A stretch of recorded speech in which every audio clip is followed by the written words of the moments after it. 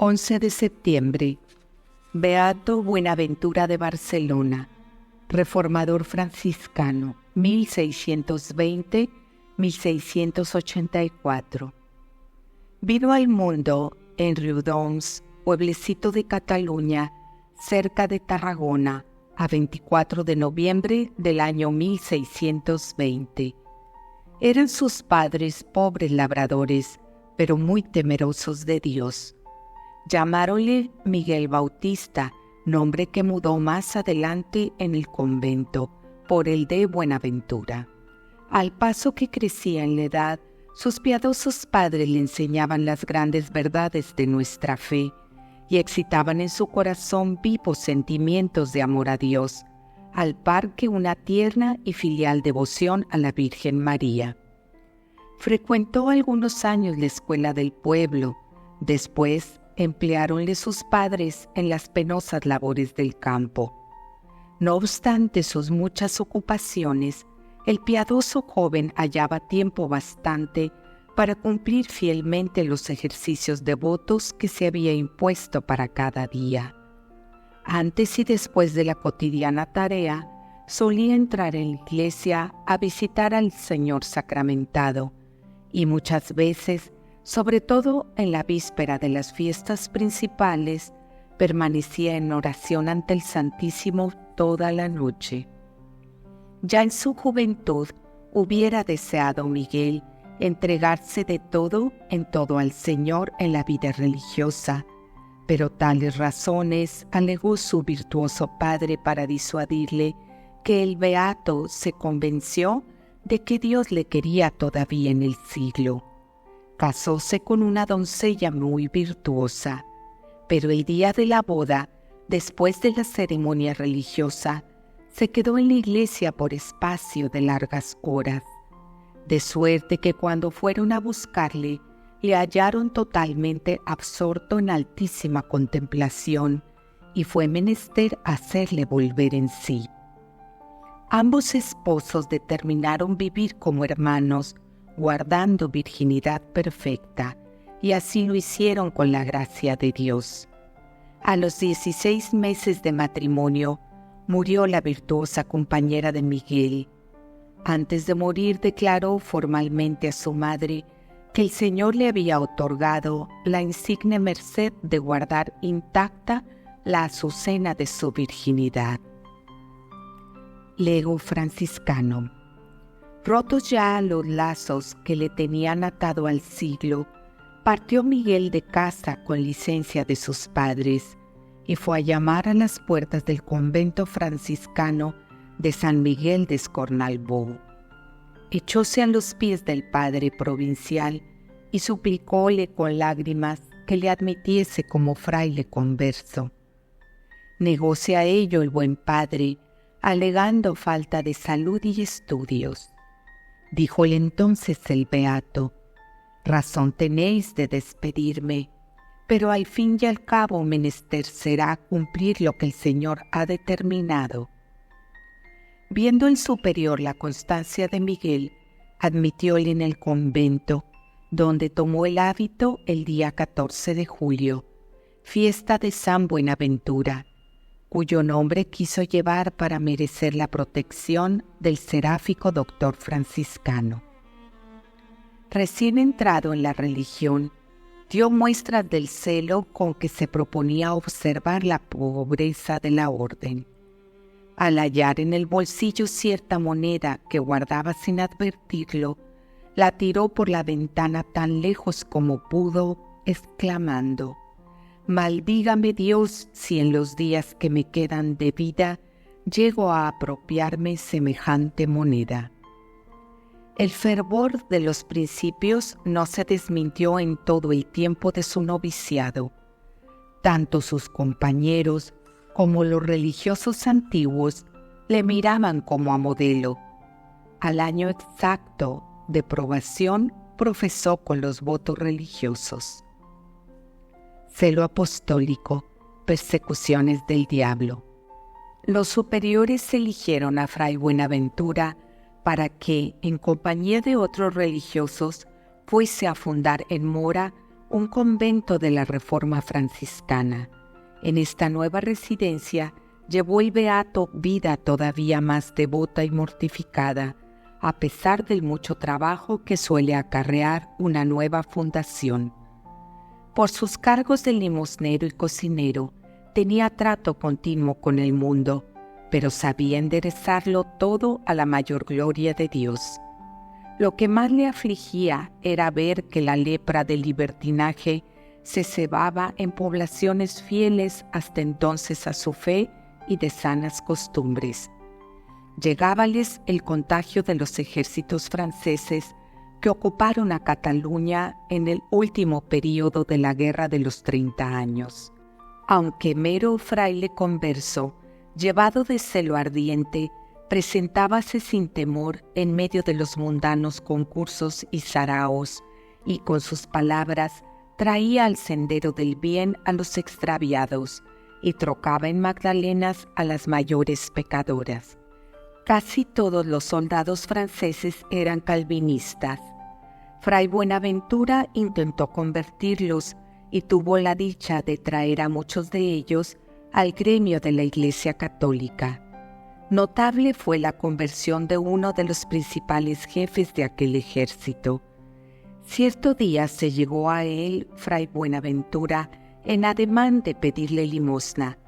El oficial mandó a su ordenanza que le diese algo. «No es esa limosna la que te pido», exclamó el siervo de Dios. «¿Pues qué quieres?», preguntó el hereje. «La limosna que deseo no es para el convento», repuso fraile, «sino para la salvación de tu alma». No se enojó el oficial con las palabras del beato. Antes, habiendo hasta entonces mostrándose rebelde a todas las exhortaciones, ahora oyó los consejos de Fray Buenaventura con docilidad y mansedumbre, y, movido de la gracia, abjuró la herejía al poco tiempo. Con malos ojos veía el demonio escapársele tantas almas que creía poseer para siempre. Para vengarse del santo fraile, empezó a aparecérsele de noche en figuras espantosas, amenazándole, persiguiéndole y dándole recios golpes y toda suerte de malos tratos. Pero Buenaventura, confiando en el Señor y escudándose en su fe, menospreciaba la violencia del infierno embravecido. «Nada podrás contra mí, maligno espíritu, porque Dios me ampara y defiende», solía decirle al demonio. Con hacer entonces la señal de la Santa Cruz e invocar los sagrados nombres de Jesús y María, ahuyentaba al punto a los espíritus infernales. Éxtasis y milagros. De aquellas violentas persecuciones del infierno, solía consolar el Señor a Buenaventura con mercedes y dones realmente admirables. Yendo un día de camino, paróse a hablar con algunos amigos y en la conversación vinieron a tratar de las glorias de la Virgen María. De repente apareció el beato cercado de extraordinario resplandor. Alzóse en el aire y recorrió unos 100 pasos gritando con toda su fuerza: «Virgen Santísima, Virgen Santísima, viva la Virgen Santísima». Un hecho más maravilloso todavía ocurrió un día de fiesta en la iglesia del convento, donde por mandato del superior explicaba la doctrina a los niños. Mientras hablaba con fervor de los misterios de nuestra fe, miró un instante a un cuadro de la Inmaculada colocado en el altar mayor. Lo mismo fue verlo que lanzarse disparado como una flecha por el aire hasta besar con sus labios el purísimo rostro de la Virgen. Los niños empezaron a gritar asustados. Acudieron los frailes y muchísimas personas vecinas de la iglesia, y todos contemplaron admirados aquel éxtasis maravilloso, hasta que el Padre Superior, para acabar con aquel tumulto y alboroto de la gente, mandó al beato que bajase. Al punto obedeció Buenaventura, pero, extrañado y avergonzado a vista de la muchedumbre, se retiró a su celda para no oír las voces del pueblo que le aclamaba ya como a un santo. Favorecióle asimismo el Señor con el don de milagros. Siendo cocinero, dejó un día la comida en el fogón y se fue a la iglesia a hacer una visita corta. Pero estando allí, quedó arrobado en éxtasis y se olvidó totalmente de las ollas y del fogón. Entretanto, la comida de la comunidad quedó del todo quemada y echada a perder. «¿Qué hacéis, fray Buenaventura?», díjole el hermano compañero antes de tocar a comer. «La comida está totalmente quemada, y así tendrán que contentarse hoy los frailes con pan y agua». «No tema, hermano», repuso humildemente el siervo de Dios, «todo se arreglará. Toque a comer como de costumbre, y el Señor proveerá al sustento de sus siervos». Fue a tocar el compañero, riéndose para sus adentros de la ingenuidad de fray Buenaventura. Pero, cosa maravillosa, llevaron al comedor aquellos alimentos carbonizados, y los frailes los hallaron tan exquisitos y en su punto que declararon no haberlos comido nunca tan sabrosos. Otro día recibió el beato 2 hermosos peces para la comida de los frailes. Ausentóse unos instantes y al volver no halló sino las espinas. Habían sido los culpables los gatitos del convento. Buenaventura los llamó a todos sin enfadarse y tomando mansamente en sus rodillas al más viejo, le echó un sermoncillo de encantadora sencillez. «Ah, goloso», le dijo, «tú eres el más viejo y deberías dar buen ejemplo a los gatitos, tus compañeros. Les enseñas a robar y comerse el pescado de los pobres franciscanos. Mira, no tengo más remedio que castigarte delante de todos tus compañeros para que escarmienten». Diciendo esto, diole más parecían caricias. Hallábase entonces en la cocina un tal Salmerón. Al ver aquella escena, no pudo menos de reírse a carcajada limpia, pero aquella risa se trocó en admiración cuando al mirar al plato vio, en lugar de las raspas, otros 2 peces tan grandes y hermosos como los de antes. Una señora llamada Isabel Villa criaba gusanos de seda, pero llegó a faltarle hoja de morera, con lo que temió perder el fruto de su labor. Acudió a fray Buenaventura, y el beato fue con ella a ver de qué se trataba. Ante aquellos gusanillos muertos de hambre que levantaban sus cabecitas como pidiendo el sustento de que había menester, dijo a la señora: «No os aflijáis, doña Isabel, estos minúsculos hermanitos nuestros están ahora alabando al Señor».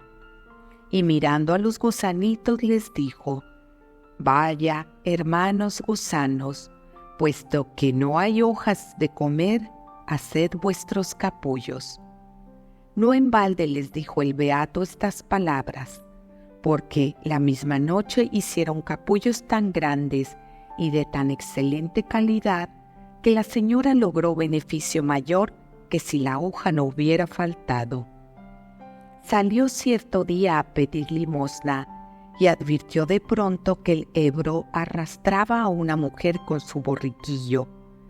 Ya estaban a punto de perecer ahogados cuando Buenaventura se fue a ellos andando sobre las aguas y los trajo a la orilla.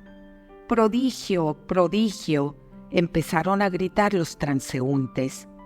«¿A esto llamáis prodigio?», les dijo el beato, y cándidamente añadió: «La prueba de que no es un milagro es que todos podéis hacer lo mismo si tenéis fe». En el convento de Tarrasa. Parecióle nada al humildísimo Buenaventura cuanto hasta entonces había hecho en la religión. Pensó reformar su vida y para ello no vio mejor camino que fundar un convento donde se observase rigurosamente la primitiva regla de San Francisco. Un día estaba el beato suplicando a la Virgen María que le diese a conocer cuál era la voluntad divina. Apareciósele entonces la Reina del Cielo y le dijo: «Buscas, hijo, cómo fundar un convento de la perfecta observancia. Yo te lo diré. Parte para Roma. Allí quiere Dios fundar por tu medio un instituto más austero». Aquel mismo día se le apareció nuestro Señor y le volvió a decir que partiese para Roma, donde podría llevar a efecto la reforma. Manifestó Buenaventura a sus superiores la orden celestial y, como era modelo de obediencia, aguardó con ánimo sosegado que le llegase licencia de embarcarse para Italia. Mucho costó al padre provincial darle el permiso, porque no quería perder un fraile tan virtuoso, y así, en vez de dejarle a Roma, envióle como limosnero al convento de Tarrasa. Aquí tuvo ocasión de desplegar todo su celo. Llegóse cierto día hasta el puerto de la cercana ciudad de Barcelona. Entró en una galera y, al ver a los cautivos moros que hacían de remeros, movióse a compasión. Empezó a hablarles y lo hizo con tanta mansedumbre y caridad que todos ellos, movidos y persuadidos con las palabras de Buenaventura, acabaron pidiendo el bautismo. Finalmente, diéronle licencia para embarcarse. Pronto cundió la noticia por Tarrasa y sus alrededores, con lo que se afligieron sobremanera toda aquella gente.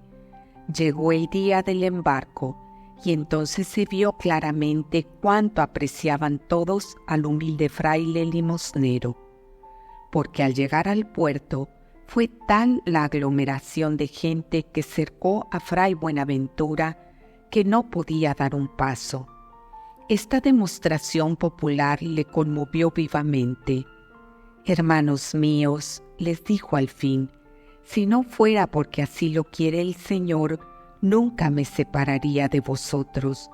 Ofrezcámosle todos el sacrificio de nuestra propia voluntad». Diciendo esto, se levantó en el aire, donde permaneció suspendido una hora entera a vista de la gente. Entendieron con este prodigio que no debían oponerse más tiempo a que se embarcase el siervo de Dios. Y, en cuanto hubo bajado al suelo, se apartaron y le dejaron libre el paso. En medio de las lágrimas y gemidos de los presentes, entró Buenaventura en un navío que se hacía a la vela con rumbo a Italia. Reformador y apóstol. Su muerte. A punto estuvo el navío de caer en manos de los holandeses, enemigos entonces de España. El beato lo salvó milagrosamente, porque con el Santo Cristo en la mano gritó a los perseguidores que se acercaban: «Deteneos, enemigos de nuestra fe, y no os acerquéis más». Al punto se levantó un viento huracanado que barrió lejos los 4 grandes veleros holandeses y empujó al navío español hacia las costas italianas. También sosegó una furiosa tempestad con solo una palabra. Desembarcó en Génova y prosiguió a pie hasta Roma, pasando por Loreto y Asís. Hospedóse primero en el convento de Ara Coeli, donde permaneció 2 meses.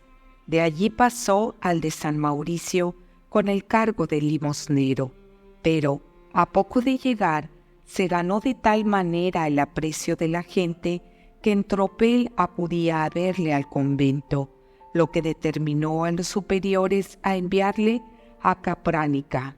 Aquí premió el Señor la obediencia de su siervo, permitiendo que la sagrada hostia volase de los dedos del sacerdote a los labios del beato después del Domine non sum dignus.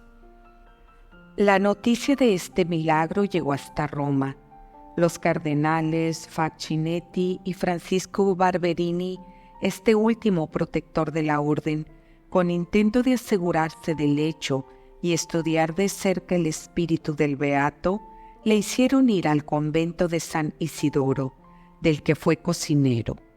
Los dos príncipes de la iglesia acudieron a verle, hablaron con él largo rato y quedaron convencidos de la eminente santidad del humilde lego franciscano.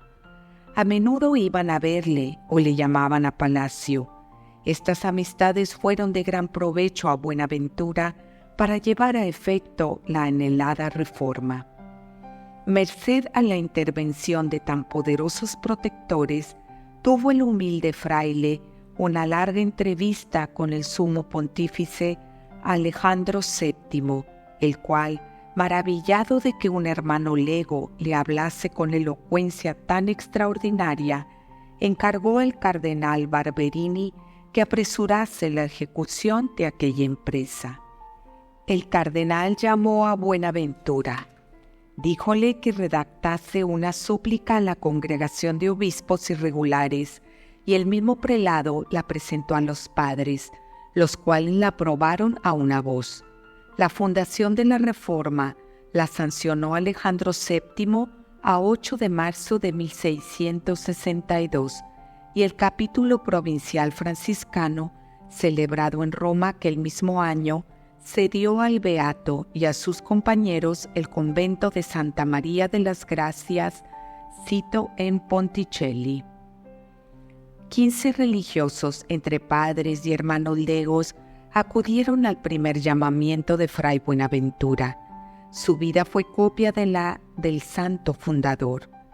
Ni almacenaba provisiones, ni aceptaban estipendios por la predicación, misas u otros ejercicios del santo ministerio, y contentábanse con lo que la providencia les enviaba por mano de los bienhechores.